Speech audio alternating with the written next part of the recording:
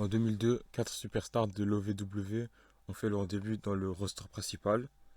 Et ces 4 superstars ont marqué la WWE. Ces 4 sont John Cena, Randy Orton, Batista et Brock Lesnar. Ils se sont toujours affrontés, tous les 4, tous ils se sont affrontés, à part 2 qui sont Batista et Brock Lesnar. Ils se sont affrontés en 2002, mais ça compte pas vraiment parce que c'était dans le roster de développement. Du coup, dans cette vidéo, on va tester et si ils s'affrontaient réellement, qui aurait gagné le match.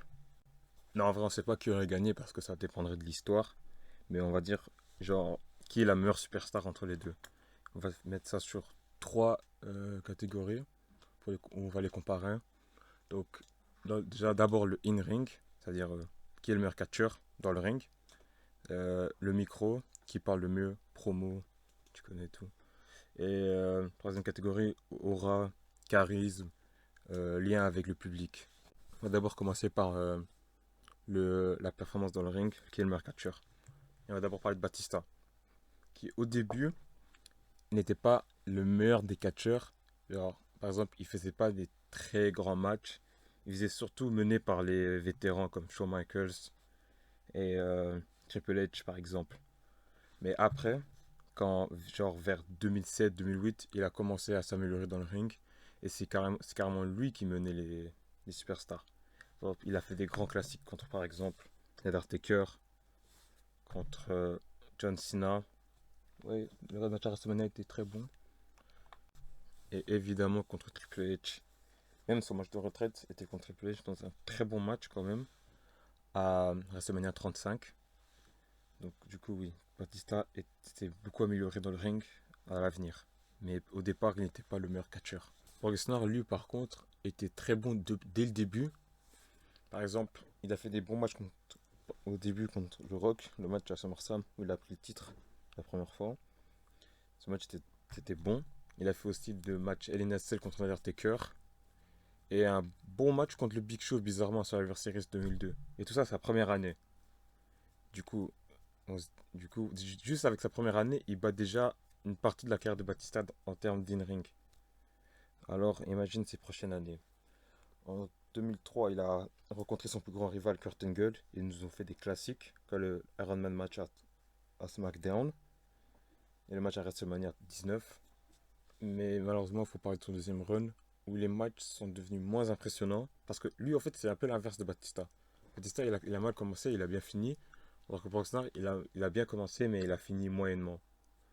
Mais son moyennement était quand même plutôt excellent. Il y a des matchs contre Daniel Bryan, un classique, contre AJ Styles, j'adore. Des matchs contre Roman Reigns à WrestleMania 31. Tu vois, que des très bons matchs chaque année, au moins il fait un bon match chaque année. C'est ça la différence. Alors que Batista, lui, par exemple en 2006, c'était pas vraiment sa meilleure année, hein. Parce qu'il a affronté Booker T, le match était pas fameux et tout, voilà quoi. Peut-être que c'est juste que Batista a les mauvais adversaires par rapport à Lesnar. Bon, je sais pas, mais en termes d'in-ring, pour que Lesnar gagne le point. Du coup, ça fait 1-0. Maintenant, c'est l'heure du mic skill, donc les performances au micro et tout. Et malheureusement, ces deux ne sont pas réputés pour avoir la meilleure réputation en termes de promo. Mais je lui donne le point à Batista, parce que Batista en 2010 s'est lâché. Euh, Hollywood Batista, quand il est devenu heel. Il faisait des très bonnes promos à ce moment-là. Quand il disait que chaque personne du public était des billets. Dollar sign, dollar sign, dollar sign.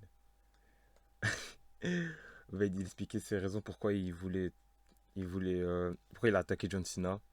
Ses promos, c'était incroyable. Alors que Brock Lesnar, lui, il a pas vraiment de promos. À part quoi, c'est seulement c'est Paul Heyman qui fait. C'est pour ça que Paul Heyman est là en fait. Parce que sans Paul Heyman, Brock Lesnar au micro, il dit des trucs bizarres. Comme quand il a dit qu'il était le meilleur des meilleurs, des meilleurs, des meilleurs dans ce ring. Et que lui, c'est la bête. Et des trucs comme ça. Il dit Paul, c'est something stupid.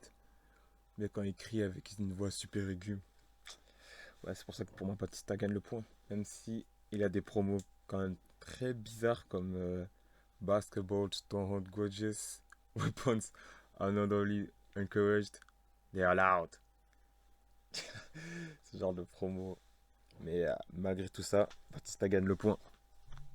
Dans le troisième point, qui est l'overall, genre le charisme et tous ces trucs. Et là, on va avoir les deux superstars. D'abord Brock Lesnar, lui, en termes d'aura, je sais pas s'il y a un catcheur qui a plus d'aura que Brock Lesnar. Parce que dès qu'il vient, tout le monde est choqué. Tout le monde est choqué, tout le monde a peur.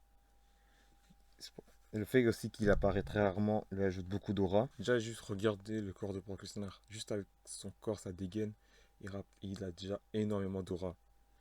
Et quand il est revenu en 2012, alors là, ça c'est l'aura. Et même quand il est revenu, chaque fois qu'il fait son retour en fait, en gros. Chaque fois qu'il fait son retour, il y a des pops de malade. Mais c'est parce que c'est Brock Lesnar et il a une énorme aura. Le charisme, il a beaucoup de charisme aussi. La façon dont il marche, les prises, juste des souplexes, tout ça. Il a quand même cassé la streak. Et il a tabassé John Cena, tout ça la même année. Du coup, je ne sais pas si on peut parler, si c'est comparable avec Batista en termes d'aura. Mais on va quand même parler de l'aura de Batista qui est aussi très grande. Parce que les deux, Brock Lesnar et Batista, vraiment leur aura est vraiment inatteignable. Batista en 2005 quand il était World Heavyweight Champion. Ça, c'est de l'aura. Ça, vraiment, je crois que c'est l'un des champions qui a le plus d'aura. La façon dont il s'habillait, la façon dont il marchait, la façon dont il tenait le titre, les lunettes de soleil, tout. Regardez même ses vêtements. Qu'est-ce qu'est-ce que tu veux de plus? Batista 2005, en termes d'aura, il tabasse presque tous les catcheurs de toutes les générations.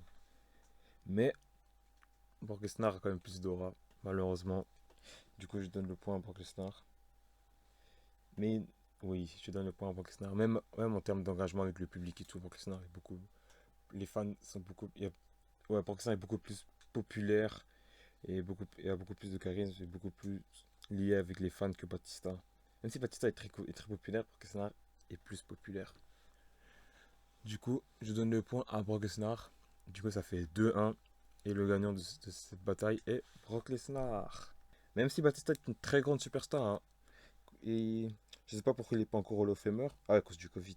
Mais futur Hall of Famer, ça c'est une garantie. Brock Lesnar aussi, futur Hall of Famer, qui a pris sa retraite récemment.